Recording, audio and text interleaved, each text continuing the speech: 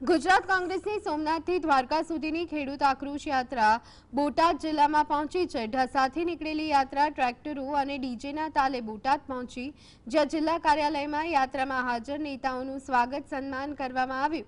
પ્રદેશ કોંગ્રેસના પૂર્વ અધ્યક્ષ ભરતસિંહ સોલંકીએ જાતે ટ્રેક્ટર ચલાવ્યું। તેમણે રાજ્ય કેન્દ્ર સરકાર પર પ્રહાર કરતા 10,000 કરોડના રાહત પેકેજને અયોગ્ય ગણાવ્યું। ખેડૂતોના 1,40,000 કરોડ રૂપિયાના દેવા માફીની માંગ કરી 2 મહિનામાં સહાય ન મળે તો વિધાનસભા ઘેરાવની ચીમકી ઉચ્ચારી છે। લાલજી દેસાઈ, લલિત વસોયા, હિંમતભાઈ કટારિયા સહિતના આગેવાનો યાત્રામાં જોડાયા। યાત્રા પાળિયાદ થઈ સુરેન્દ્રનગર તરફ રવાના થઈ હતી। ખેડૂતોને માવઠાના કારણે જે નુકસાન થયું છે એ નુકસાનના પ્રમાણની અંદર રાજ્ય સરકારે જે 10,000 કરોડ રૂપિયાનું અધધ પેકેજ જે ભારતીય જનતા પાર્ટીના લોકો કહી રહ્યા છે એવું આપ્યું છે, પરંતુ ખેડૂતોને વીઘે ફક્ત 3520 રૂપિયા જ આપ્યા છે।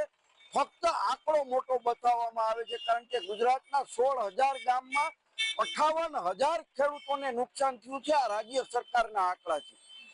ક્યાંક ને ક્યાંક જે મોટા ખેડૂતો છે એ મોટા ખેડૂતોને વધારે નુકસાની ગઈ છે। યાત્રા દરમિયાન અમારી માગણી આ ખેડૂતોનું દેવું સંપૂર્ણ માફ કરો, એનું પાક ધિરાણ માફ કરો।